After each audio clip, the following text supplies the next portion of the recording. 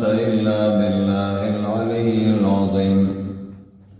اللهم صل على سيدنا ومولانا محمد وعلى آل سيدنا ومولانا محمد وبارك وسلم وصل عليه. أعوذ بالله من الشيطان الرجيم. بسم الله الرحمن الرحيم. قد أفلح من زكاها. صدق الله مولانا العظيم وصدق رسوله النبي الكريم الأمين. اللهم صل على سيدنا ومولانا محمد وعلى آل سيدنا ومولانا محمد وبارك وسلم وصل عليه. حضرت ملنگ سے مبارک دامت برکاتهم وفیوزاتهم علینا وعلیکم دا حکم و دا اجازین بعد زمونږ استاسو بحث روان دے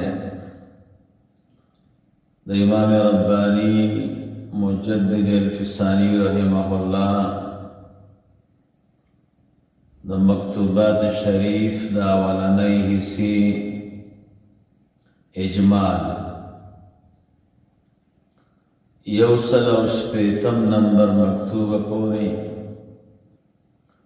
داغی اجمال مویدہ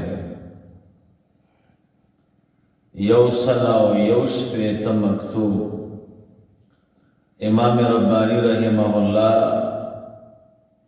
دا لکھل دے مولا صالح بدخشی رحمہ اللہ دی مکتوب شریف کے امام ربانی رحمہ اللہ دو خبروں بانے بحث کہیں. یو دا چه مقصود د طی و د منازل و د سلوکنا حصول د ایمان حقیقی دے. د سلوک چه کم منازل دی و مراتب داغی د حصول مقصود اغا حاصل اول د ایمان حقیقی دے. او ایمان حقیقی حاصلی گی پا اطمینان دا نفس سرا او اطمینان دا نفس رازی پا حصول دا منازل دا سلوک. دا منازل دا سلوک دا دی مقصود حصول دا ایمان حقیقی دے. یو دی بانے بحث کہیں. دویم داوائی چه دغا منازل دا سلوک دا چه حاصلی گی دا پا اطمینان دا نفس سرا اطمینان قلبی چه کل حاصل شی بیا اللہ تعالی سالکتا دا منازلو دا تویکول آسان شی او چه دا وقت آسان شی نو ایمان حقیقی اللہ تعالی ورطا حاصل کی. دی مسئلہ بانی بیاغ مکتوب شریف کی بحث کہیں. یوصل و بشپیتم نمبر مکتوب دا امام ربانی رحمہ اللہ لکھل دے خواجہ محمد صدیق بدخشی رحمہ اللہ. پدی مکتوب شریف کی دری خبری کہیں.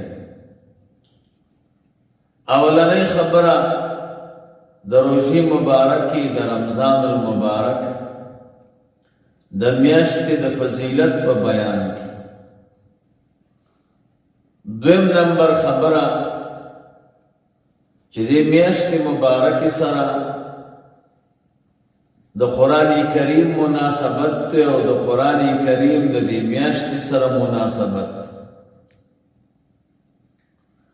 دغه وجه ده چې دا میاشت د قرآن کریم د نزول سبب ګرځېدلی او دا میاشت ته الله تعالی فضیلت په دې وجه ورکړی چې په دې کې قرآن کریم نازل دی. دریم نمبر خبره هغه دا ده چې افطار دا په کجوره پکار دی. رسول الله مبارک صلی الله علیه وسلم صحابو ته فرمایلی و کله چې تاسو روژه ماتوئ نو په کجوره ماته کوئ یا په اوبو. نو امام ربانی رحمه الله په دې بحث کوي چې کجوره کې څه کمال دی چې رسول الله مبارک صلی الله علیه وسلم صحابو ته د کجوري په کجوره باندې د روژې د ماتولو حکم ورته کړی. دې په دې باندې بحث کوي او بیا فرمایي چې کجوره باندې روژه ماتول دا مستحب دی. 135 نمبر مکتوب دا امام ربانی رحمه الله شیخ فرید بخاری رحمه الله ته لیکل. په دې مکتوب شریف کې دو خبرو باندې بحث کوي. یو خبره دا ده چې کفر او اسلام دا ضدین دي، دا محال ده چې دواړه به سره جمع شي. د یو ته عزت ورکول دا مستلزم دي خوارۍ او د ذلت د بل ته.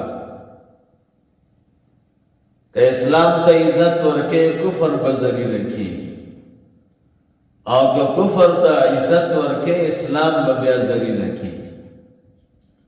دا ضدین دي او اجتماع محاله ده، او د یو عزت دا مستلزم دی خوارۍ د بل لره. دی باندې بحث کوي. دویم نمبر خبره دا بیانوي څنګه چې اسلام او کفر ضدین دي، داسې دنیا او آخرت هم د یو بل سره ضد دي. وَإِنَّ مِنْ جُودِكَ الدُّنْيَا وَضَرَّتَهَا. علامہ بصیری رحمہ اللہ فرمائے دنیا و آخرت سر بنی دی. نو امام ربانی رحمہ اللہ فرمائے چې دنیا و آخرت دا ضدین دی. یو تا عزت ورکول د بل خواری ده، بل تا عزت ورکول د خواری ده. یو سل او سلور شپیتم نمبر مکتوب امام ربانی رحمہ اللہ حافظ بہاء الدین سرہندی رحمہ اللہ ته لیکلی دی. په دې مکتوب شریف کې یو ډېره باریکه مسله بیانوي، او هغه دا ده چې د الله تعالی مهرباني، د الله تعالی رحمت دا په خواصو او په عوامو په ټولو باندې نازلېږي. داسې نه ده چې الله تعالی په خواصو نازلوي او په عوامو یې نه نازلوي، نه، دا په دواړو نازلېږي. خبره کوم ځای کې ده؟ وایي خبره دې ځای کې ده چې دا تفاوت چې درته ښکاري دا په قبول او په عدم قبول کې دی. بعضې خلک د الله تعالی فیضان قبول کړي او بعضې قبول نه کړي. نو دغه تفاوت د مخلوق د طرف نه پیدا شوی، دا د الله تعالی د طرف نه نه دی. الله ټولو ته یو شان خپل فیضان نازلی او رحمتونه نازلی، خو څوک یې قبول کړي او څوک نه.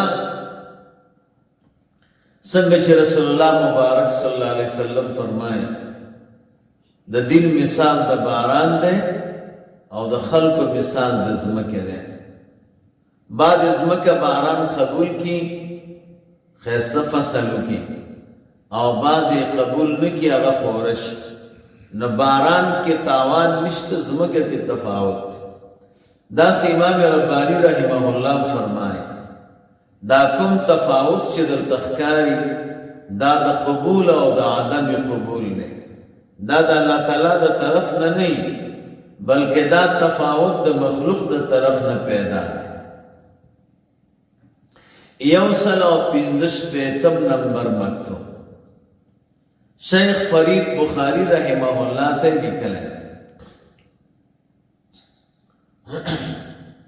امام ربانی رحمه الله دا اصل کې دا حدیث د ترجمه تفسیری کړه چې رسول الله مبارک فرمایي د خدای د پاره خلق سره محبت کوي او د خدای د پاره د خلق سره بغض کوي نو په دې مکتوب کې امام ربانی رحمه الله ترغیب ورکړي په متابعت د صاحب د شریعت او په عداوت او په بغض او په مخالفت د هغه چا چې څوک د شریعت یا د صاحب د شریعت سره مخالفت ساتي څوک چې د رسول الله مبارک صلی الله علیه وسلم د سنت اتباع کوي نو داغه د محبت ترغیب ورکړي او څوک چې نبی له سلام سره او د حضور د سنت سره بغض ساتي نو ترغیب داغه د هغه سره د بغض ورکړي دی باندې بحث کوي یو سل او شپږ شپېتم نمبر